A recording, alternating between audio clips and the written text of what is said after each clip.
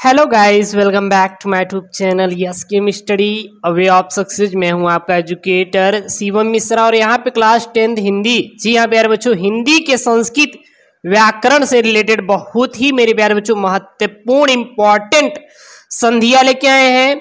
और ये जो संधि है ना, ये है पूरा यण संधि से।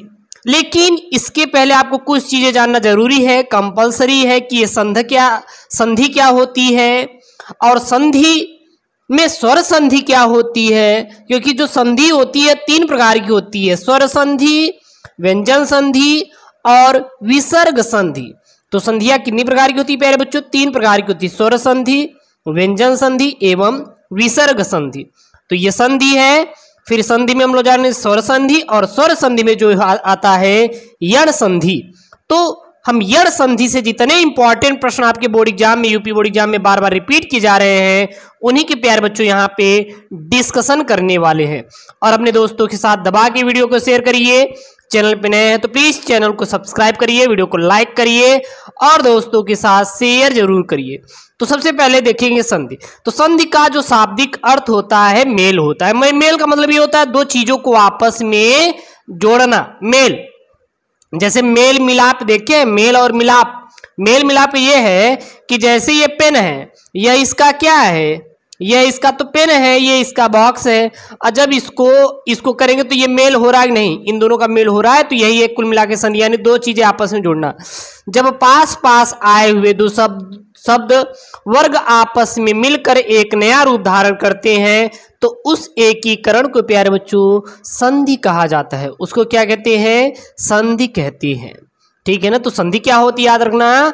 संधि का शाब्दिक अर्थ है मेल, अर्थात जब पास पास आए हुए 2 शब्द वर्ग आपस में मिलकर एक नया रूप धारण करते हैं तो उस एकीकरण को प्यारे बच्चों संधि कहा जाता है। संधि में देखेंगे स्वर संधि। ये स्वर संधि क्या है प्यारे बच्चों?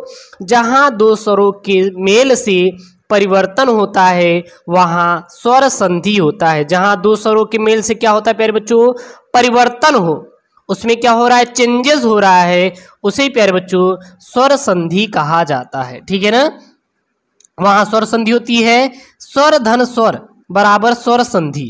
स्वर संधि के 5 भेद हैं। जो स्वर संधि होती है उसके क्या है? 5 भेद हैं। और इसमें से सबसे जो इंपॉर्टेंट आपका बोर्ड में बार बार रिपीट किया जाता है वह आता है आपका प्यारे बच्चों यण संधि। तो इसमें यण संधि को देखेंगे जो कि आपके लिए बहुत ही महत्वपूर्ण है बोर्ड एग्जाम के लिए। ठीक है ना। तो स्वर संधि के कितने भेद हैं? तो याद रखना प्यारे बच्चों 5 भेद हैं। पहला है वृद्धि संधि, दूसरा है यण संधि, तीसरा है दीर्घ संधि, चौथा है अयाध संधि और 5वां है गुण संधि। तो स्वर संधि के कितने भेद हैं प्यारे बच्चों? निम्नलिखित 5 भेद हैं। कौन कौन से? वृद्धि संधि, यण संधि, दीर्घ संधि, अयाध संधि और 5वां प्यारे बच्चों गुण संधि। कितने हैं? 5 हैं। क्लियर हुई बात। अब यहां पे है प्यारे बच्चों यण संधि। ये यण संधि है क्या? यण संधि का नियम क्या है? फिर इसके बाद जो उदाहरण है जो बार बार आपके आए हुए हैं प्रश्न, उसको देखेंगे। तो इसका नियम है, यदि ई, उ, री से ऋषि और ली, ये कितने हैं? 4। हस्व या दीर्घ के बाद असमान स्वर आते हैं तो उनके स्थान पर क्रमशः य, व, र, ल हो जाता है। फिर उसके स्थान क्या हो जाएगा? य हो जाएगा और वह हो जाएगा, र हो जाएगा और ल हो जाएगा। उदाहरण के लिए जैसे प्यारे बच्चों देखेंगे इति धन अत्र। क्या है? इति धन अत्र। और यहाँ पे जो प्यारे बच्चों यहाँ पे क्या है? अ है। यहाँ पे क्या है? अ है। और यहाँ पे क्या है? ती है। और जब मैंने बोला कि जब यहाँ पे यदि ई से आए, ई से शुरू हो रहा है तो यहाँ पे अ है, तो इसका क्या हो जाएगा? इसका हो जाएगा प्यारे बच्चों इत्यत्र। इत्यत्र हो जाएगा, यानी कि इति धन अत्र बराबर इत्यत्र हो जाएगा। अगला है दधि धन अत्र। और ये जो प्रश्न है प्यारे बच्चों, यह प्रश्न सन 2015 के यूपी बोर्ड एग्जाम में प्यारे बच्चों बना हुआ प्रश्न है। यहाँ पे ई जुड़ा है और क्या जुड़ा है? अ जुड़ा है। और ई अ आपस मिल के क्या बनाते हैं? आधा य बनाते हैं। आधा य बनाएंगे। क्या बनाएंगे? आधा य। तो इसीलिए यहाँ पे जुड़ा है इत्यत्र हो जाएगा। ठीक है, अगला है दधि धन अत्र। क्या है? दधि धन अत्र। तो दधि धन अत्र क्या क्या हो जाएगा प्यारे बच्चों? द धत्र। क्या हो जाएगा? द धत्र हो जाएगा। क्लियर हुई बात? और यह काफी इंपॉर्टेंट आपके यूपी बोर्ड एग्जाम 2022 के लिए। अगला है प्यारे बच्चों, नेक्स्ट यहाँ पे क्या है? अतिधन अंत। क्या है? अतिधन अंत। और ये जो आया है यह सन 2020 के यूपी बोर्ड एग्जाम में आया है। तो इसका क्या हो जाएगा? तो इसका प्यारे बच्चों हो जाएगा अत्यंत। क्या हो जाएगा? अत्यंत हो जाएगा। क्या हो जाएगा प्यारे बच्चों? अत्यंत हो जाएगा। बात क्लियर हुई? अगला है नेक्स्ट यहाँ पे प्रतिधन एकः। क्या है? प्रतिधन एकः यानी क्या हो जाएगा? प्रत्येकः। क्या हो जाएगा प्यारे बच्चों? प्रत्येकः हो जाएगा। ये तो बहुत ही इंपॉर्टेंट है। अगर देखेंगे तो सन 2011 में बना है, 14 में बना है, 16 में बना है, 17 में बना है और सन 2018 में भी प्यारे बच्चों यही आपका यूपी बोर्ड एग्जाम में बार बार यानी कि रिपीट हुआ है। अगला है प्रतिधन एकम। प्रतिधन एकम का क्या हो जाएगा? प्रत्येकम। क्या हो जाएगा प्यारे बच्चों? प्रत्येकम हो जाएगा। प्रतिधन एकम का क्या हो जाएगा? प्रत्येकम हो जाएगा। ठीक है ना। अगला है इतिधन एवं। क्या है? इतिधन। इतिधन प्यारे बच्चों है एवं। इतिधन एवं का क्या हो जाएगा प्यारे बच्चों? ये हो जाएगा इत्येवम। क्या हो जाएगा? इत्येवम हो जाएगा। क्या हो जाएगा प्यारे बच्चों? इत्येवम हो जाएगा। इतिधन एवं का क्या हो जाएगा प्यारे बच्चों? इत्येवम हो जाएगा। अगला है यहाँ पे इतिधन अलम। क्या है? इतिधन अलम।